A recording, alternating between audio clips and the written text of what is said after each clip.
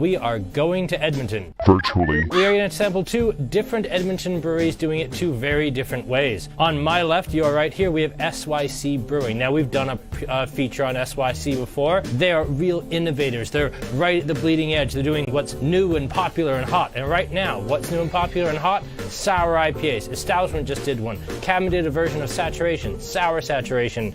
And Peachy Keen is the new sour IPA from SYC. On the other hand is an all Alberta maltings cold red IPA. Now, red IPAs or imperial reds are a style that is starting to creep back in. It had its kind of big moment in the sun 10 years ago, especially in the southwest United States, but it is creeping back into the public consciousness. We are like astronauts floating in the space of time. We really like this one. I think it's gonna be really fun. So, with the absolute trendiest to the trendy to we don't really make IPAs. We don't like beer styles. Of course, it is Blind Enthusiasm. We're going to open up with their Nordlichter, their 3.5% Czech style lager. This is a beer that does not drink like 3.5%. It is crackery, it is crisp, it has really nice punchy Saz hops. It's really fun. And finally, what's in my glass? This is ACME Brew, which is a collaboration between Blind Enthusiasm and ACME Meat Market. And effectively what it is it is a lagered version of Blind Enthusiasm's Brew. Now, like I said, they don't like beer styles, so it's not quite a brown ale, it's not quite a porter, it's not quite a stout, but it's something. They basically took that idea and they lagered it. So it's kind of like Hoyne's Dark Matter right out of the glass, but I actually think I like this a little bit more even than Hoyne's Dark Matter. All that and more coming up, our little dash to Edmonton on Wednesday, September the 28th at 6 o'clock before we all go to Calgary. I'll see you then. I just really like messing with Aaron. It's wonderful. Good evening, everyone. Welcome to Making Aaron Angry in Real Time, also known as our Wednesday night beer tasting series. And we have a little bit of an Edmonton profile for you tonight. 2 breweries with very different ideas about brewing beer. We have up first Blind Enthusiasm. Now, this is actually a pair of breweries, and they really defy styles. They want to create their own unique categories, go out into the wild blue and say, this is a new thing. Now, that's contrasted with SYC here, which is taking 2 of the newest beer styles to kind of hit the scene in cold IPA and sour IPA and say, well, this is kind of the new hotness that like the beer zeitgeist at large has decided are, you know, hip and interesting and worth trying. We're going to make our own versions. Very different approaches, but we're going to try them both side by side, and we're not really going to pick a winner. Well, we're going to pick a winner. We're not going to pick a winner between approaches. We're certainly going to pick a winner amongst these 4 beers. So, our tasting lineup tonight is the Nordlichter, followed by the ACME Brew. I did try this after the IPAs. It doesn't do it. There's too much bitterness and sourness here, so we will be doing it second. Then we will be doing all the little things, and then finally Peachy Keen, the sour IPA. Not all the small things, Aaron. That is something different. But anyway, let's jump straight into the Blind Enthusiasm Nordlichter. Now, Nordlichter does sound like a historical style, and when I was first pitching this, I was like, oh, Nordlichter, that must be a real thing. And like I started Googling, it was like, Nordlichter, beer. It was just about Blind Enthusiasm. Okay, Nordlichter Lager, just this. Nordlichter Lager history. Just this. Okay, fine, it's its own thing, which is very on brand for Blind Enthusiasm. I would think that like Establishment digging a historic East German or Savoyard or somewhere else in Europe lager style that nobody heard of in 100 years, digging out of the history books and recreating it, that's a very Establishment thing. With Blind Enthusiasm, it seems like their thing is just creating their own new thing and then putting an old school European name on it, and I'm right here for it. So what is it? It's a 3.5% lager, so lighter than Coors Light, lighter than Bud Light, at least in alcohol, but you're never going to confuse that beer with this. This is really damn nice. I mean, it's got noble hops, it's spicy, it's punchy, it's not really, the can says floral. I'm not getting floral. I will give you earthy, gunpowdery, I will give you spicy, herbal, maybe even cheesy, but floral, yeah, I'm not convinced. But what I will say is that this is bright and fresh and clean and easy drinking. And I think that this at 3.5%, I mean, certainly it gives all the macro lagers like something that they could never compare to. But more than that, I would say this takes things like the Blind Men Fooded Italian Pills, or even the New Zealand Pills, the part-time model from Establishment, or Blind Men, Establishment, Cabin, 88, everybody who makes a pills, this kind of puts them on notice and says, okay, that's cool and all, but we're doing this at 3.5, and this kind of makes me into light beer a little bit. And yeah, Craig, like, this is a little bit witchcrafty. This shouldn't be this light. This shouldn't be this good. This rules.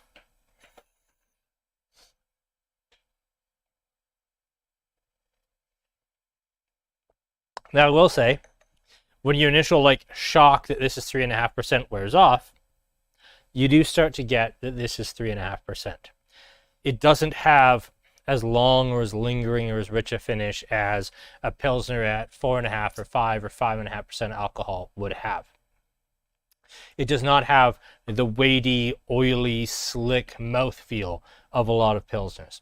It certainly doesn't have that crackery, rich, almost like Ritz cracker characteristic that you get out of a good German Helles.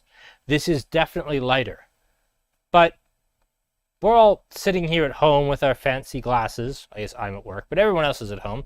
Who knows? Maybe you are at work. And if you are, I'm glad you're getting your hourly for drinking beer with us. But really, this is just something that if you bought a 4-pack and took it home and cracked it in front of the hockey game or a movie, you wouldn't know this was 3.5. It pulls off the trick of having way more flavor without tasting like hop water.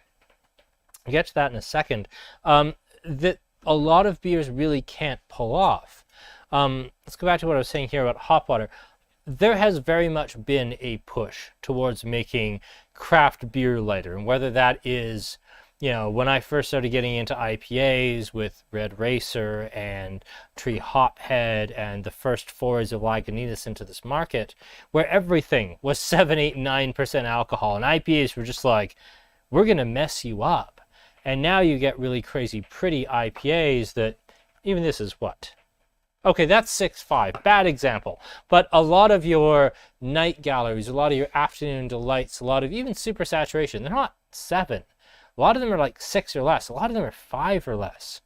And you're starting to find like you can make really pretty hoppy beers up to a limit, and that limit seems to be about 4 or 5.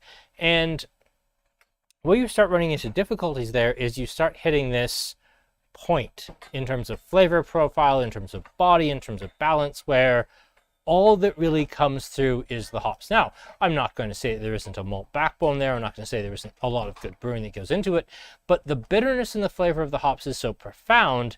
It's kind of like using nutmeg in a recipe. Nutmeg in very, very tiny amounts will accent things. Nutmeg, if it's even a tiny bit too much, just makes everything taste like nutmeg. And I find with a lot of low alcohol craft beers, because of the popularity of IPA, they very much lean into this is just hoppy water that happens to be carbonated. At the lower alcohol levels, all of the malt and balance and sweetness and richness just fall away. This is something else. This is something very much to itself. I appreciate this. I think it's interesting. And yeah, Tyler gets a little tiny bit of floral at the end.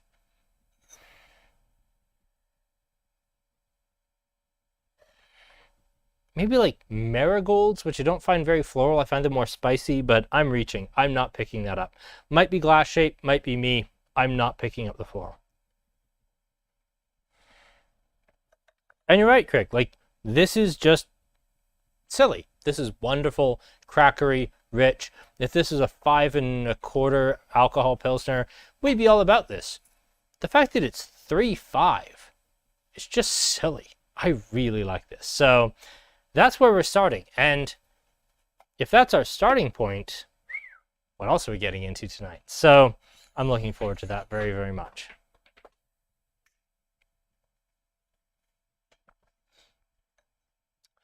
Why are we doing this? That was a question that, Aaron asked me last week. Why? Well, why are we doing this and this?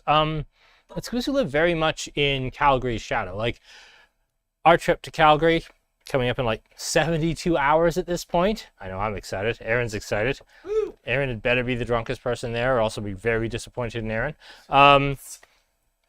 He's going to be. No, we know he's going to be. But, no, why do we... It's okay. You guys don't want to know what's happening off camera right now. Why are we talking about Edmonton? Because we don't live in Edmonton's shadow. We don't get SYCs like super limited seasonals. We only get kind of blind enthusiasm a couple times a year, so we have to buy 6 months supply. As much as we all really, really liked Sea Change Brewing, they've never really caught on down here. Edmonton has a really fantastic craft brewing scene that goes so much further than Alley Cat, and I kind of feel a certain duty to remind people that Edmonton exists and they have some cool beers and they have some cool things going on, and maybe you should try their beer sometimes. Now, I will admit, as we get into the SYCs, I'm not the world's greatest fan of some of SYC's cores, and let's just be very clear about what I'm talking about. I'm talking about Fjord. Fjord, they make great IPAs. They do. I don't like Fjord, never have. I wish it was better. I think Fjord, if it was made more like, spoiler warning, this is really good. It was made more like that. I think that they would be more prevalent in our beer conversation. But they are still really, really important. And I do want to talk about them more because, I mean, Edmonton's a big city. They have some really great breweries. They're part of our province. We should be tasting them more. All right, let's move right merrily along.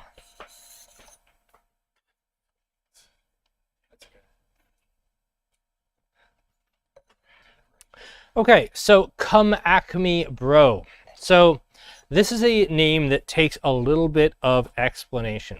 I'll be very, very honest. When I first saw this beer come in from Blind Enthusiasm, I wasn't sure what it was going to be. I mean, it's got a white label. It doesn't talk about style, particularly on the back. It just says it's a collaboration with Acme Meat Market. It's like, hey, it's a beer. It's a collab. It roughly references like dark fruit. And so you assume it's going to be a darker beer, but it doesn't really tell you anything about the style. So what Come Acme Bro is, and this will lead very neatly into our next beer, is Bro is a Blind Enthusiasm staple. It's been out since the very first day of release. It's kind of their version of a brownish beer. It's not a brown ale, it's not a stout, it's not a porter. It's very much its own thing. King, just come in. I'm tired. Just get your stuff. We are all waiting for you. No, so well. I can't watch the whispering and the hand gestures and just come on in and get your stuff. So we will wait. Yeah, I will pick up where I can. You're welcome. Get your thing. Baba King, everybody. Yep, here we go. We're on the next episode. Yep. You got to play the music because Facebook blocks us on every music. They would still block us for his too. It is.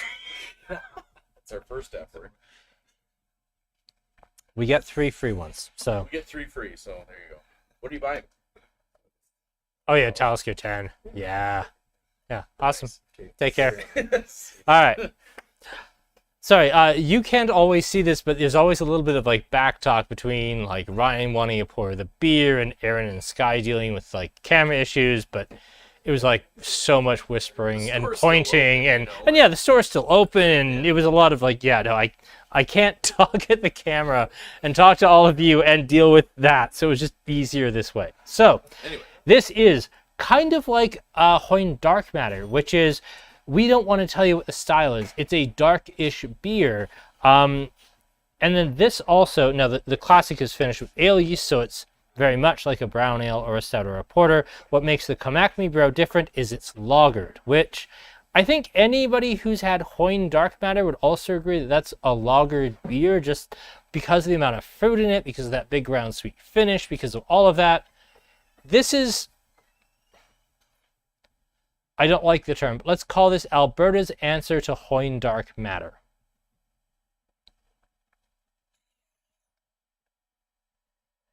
And I think this wins. Like, I like dark matter. I've had dark matter a few times. I think it's a nice beer. But my God, like, this has a little bit of that banana bread thing. This has a little bit of that dark fruit. It has brown sugar. It has maple syrup. It has smoke. It has tobacco. Like, this is a big, chunky, and again, they won't put a style on it. I will. This kind of comes off as like the best brown ale I've ever had. Now, they kind of put a style on it by calling it bro, which is just short for brown. They do put a style on it, but it really does remind me most of a brown ale, and I've always very much liked brown ale. I like Fernie's First Tracks. Not so much out of can or keg here, but if you go to Fernie, it actually has a distinct spicy Fuggles hop note to it. I also really, really like Cannery's Naramata Brown, even though I've now proven I can't sell it. I always have time for brown ales. I think that browns and reds and ambers, because they're not really the pinnacle of the sexy, cool, Instagrammable beer movement, they kind of get left behind. And this is a beer that to me is like emblematic of something that we should have this on tap everywhere, because there is never a time when I would want a beer. I don't particularly want a pint of this at, 9:30 a.m. Tuesday morning. But when I'm getting off work here, I'm probably going to stop at the pub on the way home because the hell I'm cooking at this hour. I would want a pint of this. I would want a pint of this when I got on after 12 hours on the road and just want like dinner and to go to bed. I would want a pint of this on my way to my hockey draft or at my hockey draft. I'd want a pint of this just going out for hot wings. This is something I would want all the time. And I'll even extend that over brown ale, amber ale, red ale as a category, because this is really nice. It should go in our fall beer special too. It definitely will go in our fall showcase. Such a fall beer. So nice. Yum. And Tyler, that's how I feel too. Yeah, I really like this. This is just delightful and pleasant. Tons going on. This isn't going to be something we get all the time. This is something that's going to be very, very temporary. Aaron's giving me the wave of please put the beer in front of the camera and the light. Like I said about hand signals and the very frantic hand signaling earlier. There we go. How's it looking? It's looking brown, as it Pretty should. brown. Yeah. Root beer. But yeah, like this is very much a beer I just want to drink, and that's what I like about this category in general. So, come back to me, bro. Going to be a very limited thing. We have it longer, I think, than any other store in Alberta, because for whatever reason, Blind Enthusiasm, as much as it's a giant thing in Alberta, hasn't really taken off for us down here. Maybe it will someday. We're going to keep talking about it till it does, or very much stop talking about it when we decide we're not going to work with it anymore. No, this is great. It's delicious. I think both these beers are really well done. That, in a very tidy little bow, is Blind Enthusiasm Brewing. So, yeah, neat stuff. Interesting stuff. Now let's talk about the SYCs. So, hilariously, I see way more about Blind Enthusiasm than I do about SYC online. But the SYCs tend to be the ones that I get questions about. We definitely sell way more SYC. I had sold somebody a keg of SYC Clockout Lager yesterday. This is a brewery that everybody seems to agree, coming out of Edmonton, is the best they have to offer. At least down here. The internet broadly disagrees. Oh, thank you for turning that, Aaron. Yeah. You could have asked me. I'm running the show, man. So just gotta get what I need, you know?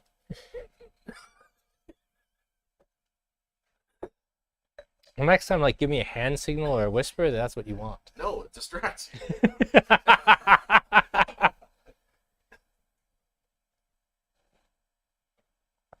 Okay, so now I actually misspoke during the promo. So this is a cold red IPA. So what is a cold IPA? And we'll avoid the very, very, very obvious jokes that, Coors Light is the coldest tasting beer. Cold is not a flavor. Obviously, it's a temperature. It's not even a temperature, it's a descriptor of temperature, which is in itself very relative. Is this cold? Sure, I mean, boiling water is cold if you're on the surface of the sun. Everything's cold relative to something. This is a cold IPA, which happily does have a very specifically delineated term, which is Basically, it's an IPA made with lager yeast at a warm temperature. And if you're saying, wow, that sure sounds like steam beer or California Common. Yes, it's exactly that, except it's an IPA. Congratulations, you cracked the code of cold IPA. That's exactly what it is. So here we are, cold IPA, a stupid name for a really interesting style. We've had IPAs, we've had IPLs or India Pale Lagers. This kind of bridges the gap. Now, California Commons, if we've tasted a few on the channel before, they tend to be relatively soft, kind of cream ale influenced beers that have gentle hopping. Really, the yeast and malt is the star, and that yeast note, because it's taking lager yeast out of its comfortable fermentation temperature and forcing it to ferment warmer than it likes, it tends to come off like gun smoke and oily, and sometimes like white pepper characteristics come off the yeast. It tends to be very, very interesting, very yeast focused for a North American beer. And they're taking that idea and just saying that, but an IPA. Okay, cool. You know what? It's less dumb than the term cold IPA, so let's give it a shot. And you get that immediate yeast note right away. Yes. Do I get 3C like Cascade, Centennial, Chinook notes out of this? Sure. Do I get the yeast note of like lanolin or gun oil or gunpowder? Yes. Do I get like flinty things? Absolutely. Kind of like a very, very old school, super serious West Coast IPA, but without the bitterness.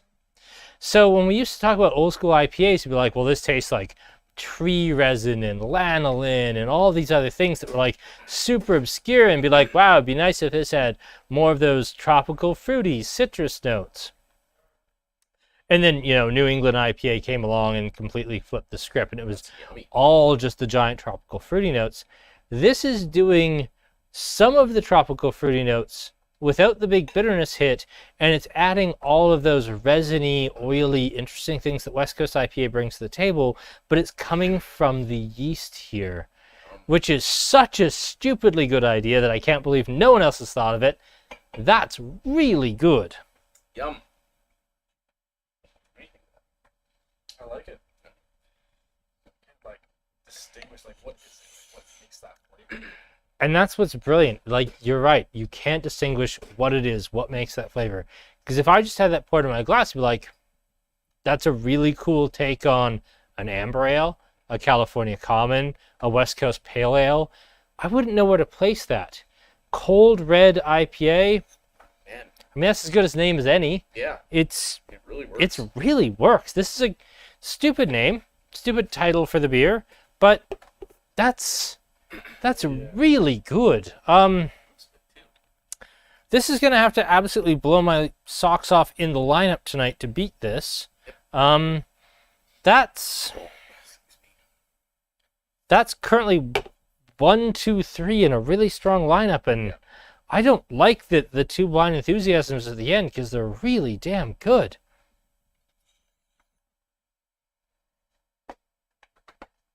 Another delicious beer in our, I think, Aaron just fell off the stool. Well done, Aaron. I think our worst selling beer tasting we've ever done. This one. Yeah. Yeah. Absolutely. So we currently have 7 viewers, and I consider that all 7 people who bought a tasting showed up. Yeah. So yeah, not our best effort in terms of crowd. Tasty. But it's a good lineup. Good lineup. I think it's the best we've done in a while. I think so too. Yeah. Totally. I am stoked on all 3 so far. Yeah, it's kind of like piney almost. Well, that's big IPA thing for sure. Is it? Yeah. This one maybe lets the pine hit you a little more if you're. This one especially for me. Yeah, it has some real pine, but it's not like over the top. No, it's like a nice piney bitterness. Mm-hmm. It's clean though.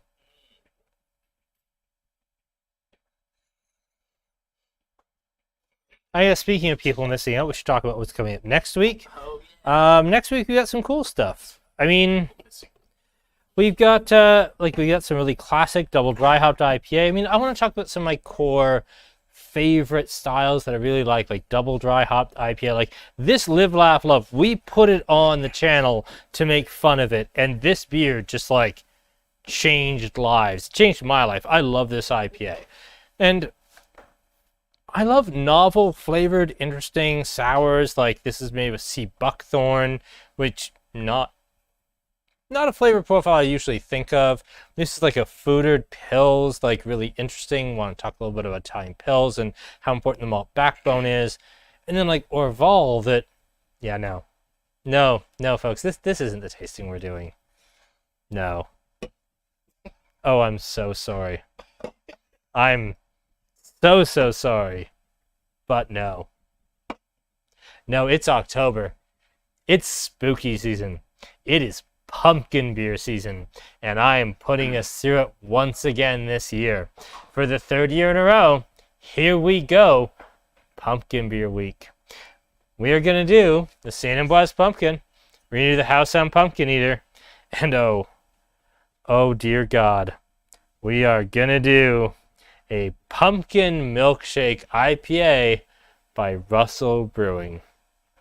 God help us all. And then we're going to do Faint Praise by Annex A, because they couldn't actually find 4 pumpkin beers in tall cans, because Fernie's is out of stock right now. And B, I needed something I could actually drink on this damn lineup. So here we go.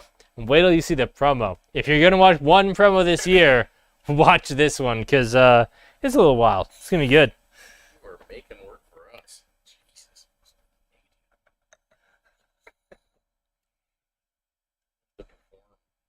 Yeah. Oh, and if you like this fake out, wait till you get to the promo. The promo's like really good fake out. I'm very proud of this promo. And yes, I do have to do that teaser tasting. This is something I've been wanting to do for a little while.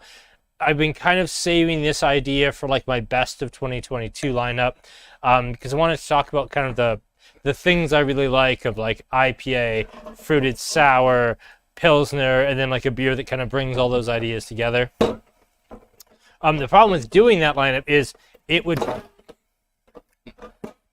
be Orval every single year. It would be like our beer number 4. So tricky to do that. But yes, we will definitely do the teaser again.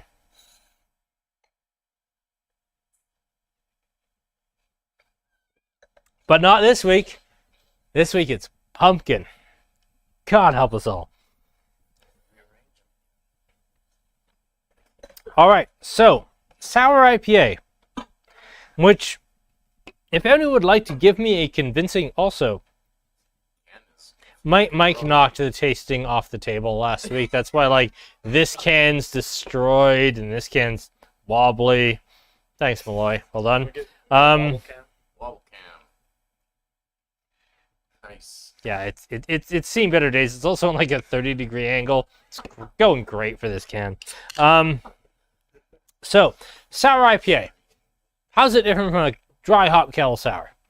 It's not in any meaningful way whatsoever, but nobody buys dry hop kettle sours, so here we have dry hop IPA, or pardon me, sour IPA.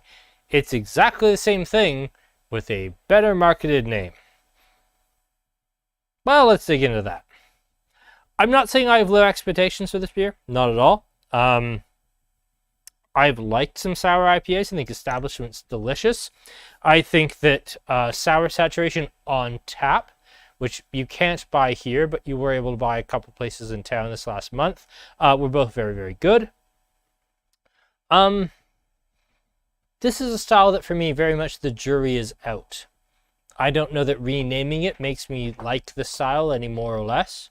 But it does make it admittedly sell better. I am right out of sour saturation. Slowest selling saturation variant we've ever had, but it still did sell out. Let's see how this goes.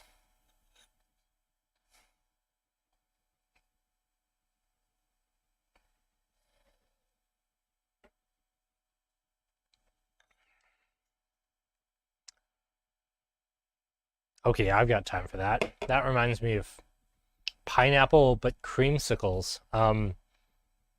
That's really wild. Like that's kind of like, I know they're the people who make FOMO, but like that's FOMO but louder. That's really cool. Oh wow, I was really prepared to like just shove this down at the end and say, well, there's our lineup for tonight, top to bottom. I can't. That's good. That's really good.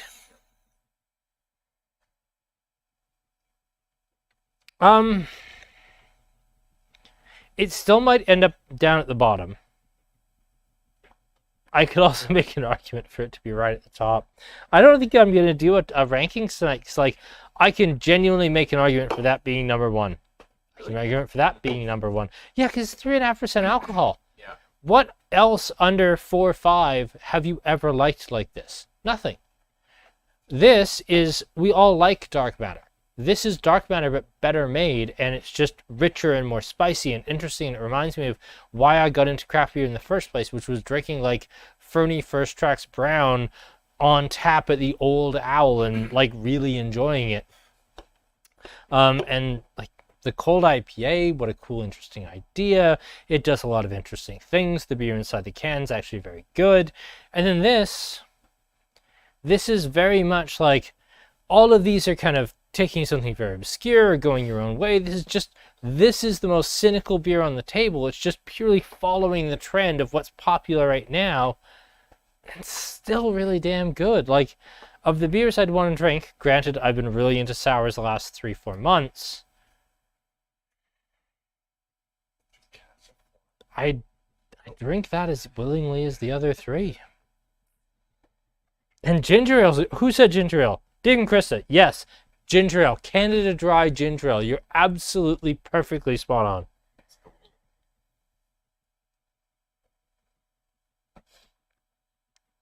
I mean, it's going to smell funky. It is a sour. It should smell funky.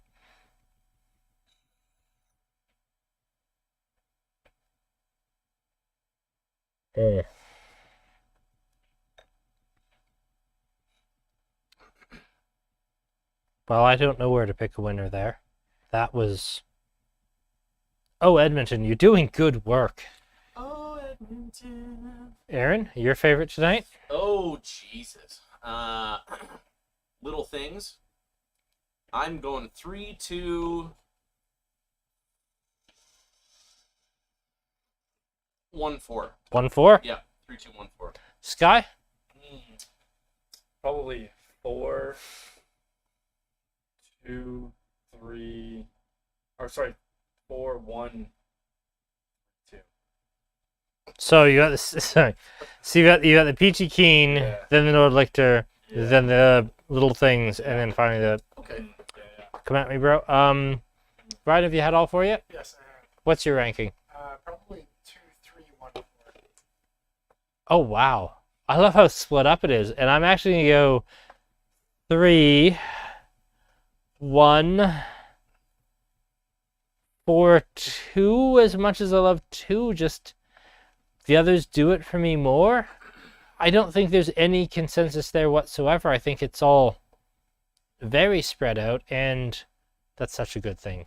Like, these are 2 great breweries doing it so differently. We're going to do it our own way and to hell with you, or we're going to follow current styles, but we're also going to do it really well so you can't fault us. I can't really argue with either of those approaches. I just wish these cats were in Calgary so we could go see them, and that it wasn't just... It's not a long drive to Edmonton. It's just a really shitty drive to Edmonton. It feels longer than it is. It feels longer to Edmonton than it does to Winnipeg. It's a stressful drive, man. Yeah, it sucks. And Megan has 2 by a mile, then 413. Dave and Krista have 4, 1, 2, 3. Oh wow, I love the disparity here. I love that everything was just top class. One of the best tastings in recent memory, and the worst seller of all time. Yeah, that's fun. So here's the thing. Sometimes, maybe the reason I wanted to talk about this was neither of these breweries has really been doing that great for us in the store when I wanted to feature them. And that's very true. That's part of why I wanted to do this lineup and why I didn't do something else. Maybe Edmonton's just not cool right now and we have to change our selection a bit. But we'll see how it goes. Because I'm not giving up on these 2 breweries because their beer is too good.